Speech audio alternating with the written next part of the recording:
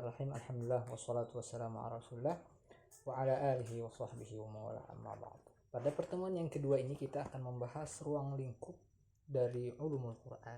Kalau kemarin kita membahas tentang definisi ulumul Quran, maka pada pertemuan kedua ini kita akan membahas apa saja nanti kita berkenalan dengan terma-terma, istilah-istilah terkait dengan ulumul Quran. Ya.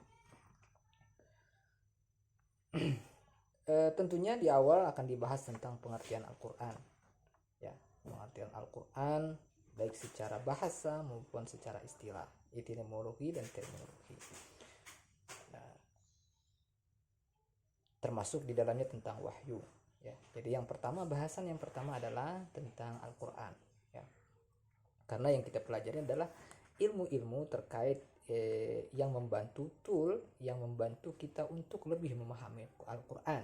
Jadi ada perangkat-perangkat pengetahuan yang membantu kita untuk memahami Al-Quran. Tentunya untuk bahasan pertama, kajian pertama adalah kajian tentang Al-Quran itu sendiri. Selanjutnya kita akan membahas terkait dengan bagaimana proses turunnya Al-Quran. Ya, Al-Quran adalah kalamullah dari Allah. Nah, bagaimana proses turunnya Al-Quran itu sehingga sampai kepada Rasulullah SAW?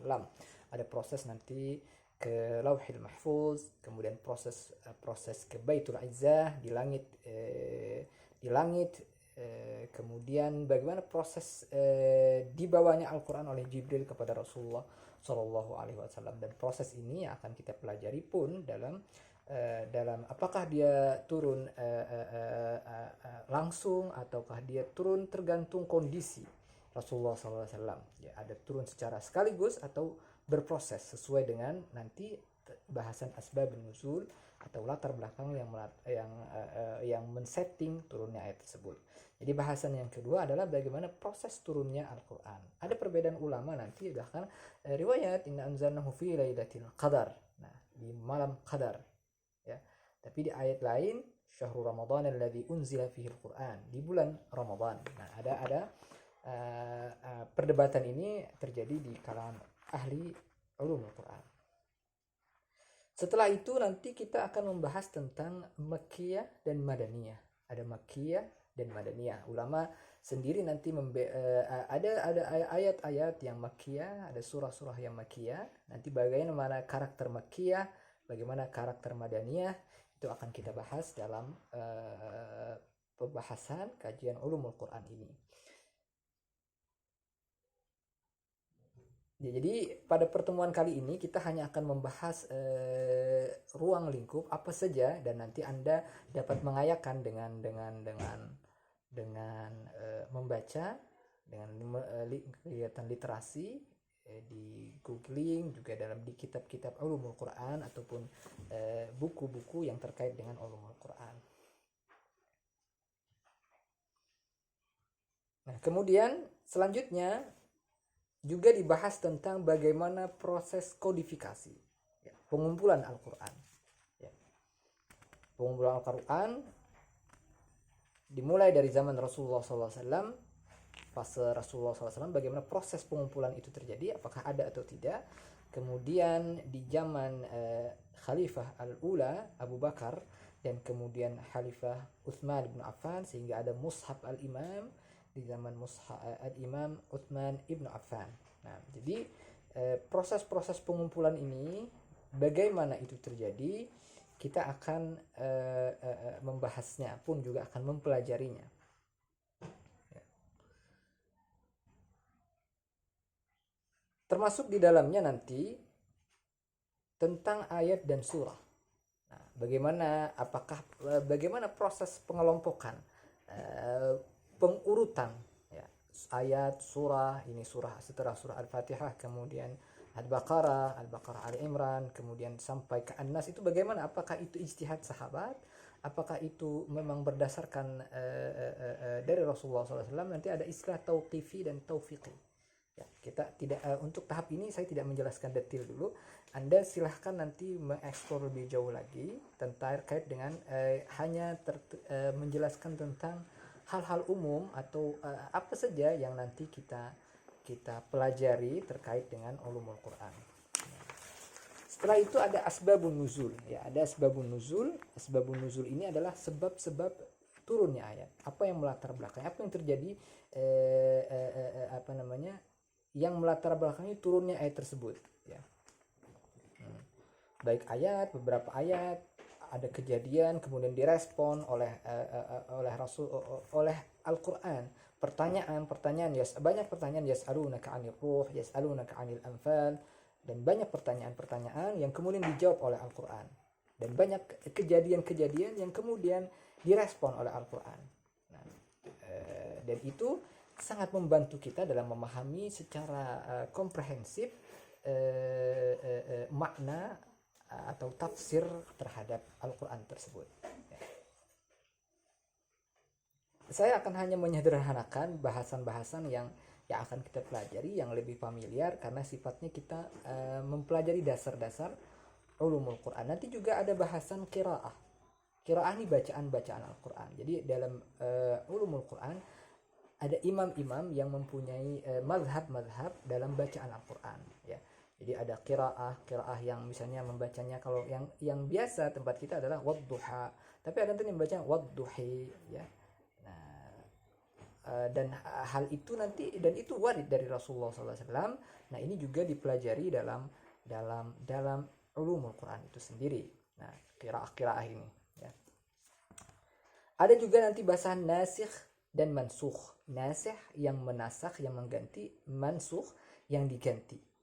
Ulama berbeda pendapat. Adakah ayat yang nasikh, adakah ayat yang mana yang dinasikh, mana yang dimansukh? Ini terjadi perdebatan ulama terkait nasikh dan mansukh. Ini mustalahat, istilah-istilah nanti yang harus yang akan familiar dalam pembelajaran kita. Nanti ada juga istilah yang lain, kajian yang lain, kajian mutasyabih wal muhkam. Mutasyabih dan muhkam. Mutasyabih itu yang muhkam itu yang ayat yang sifatnya mempunyai pemaknaan yang tegas, yang jelas.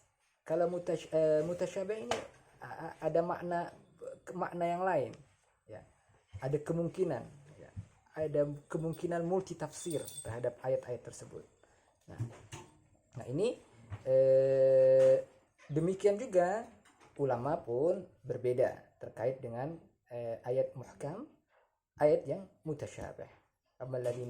Dan tentunya ayat muhkam itu sangat banyak, mutasyabih tidak berapa.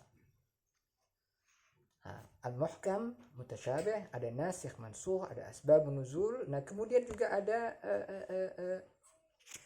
munasabah. Munasabah ini keterkaitan antara satu ayat dengan ayat yang lain, ayat sebelum dan sesudahnya, atau keterkaitan antara satu surah dengan surah yang lain sebelum dan sesudahnya, ya. Nah, inilah bahasan-bahasan yang selain itu juga ada nanti al-qasas, cerita-cerita dalam Al-Quran. Banyak cerita Nabi Sulaiman, cerita Nabi Yusuf, cerita Luqman, dan cerita-cerita ini juga akan dipelajari dalam Al-Quran, ya. Dan kenapa misalnya cerita-cerita keluarga Imran, Maryam, dan banyak sekali cerita-cerita. Nah, qasas Al-Quran. Kemudian ada pembahasan i'jaz, kemu'jizatan Al-Quran. Nah, kemu'jizatan Al-Quran ini baik dari segi bahasa, ketidakmampuan para ahli bahasa saat itu untuk menandingi Al-Quran. Walaupun ya'tu bimithlihi bisuratin, dengan satu surah saja mereka tidak mampu, ya.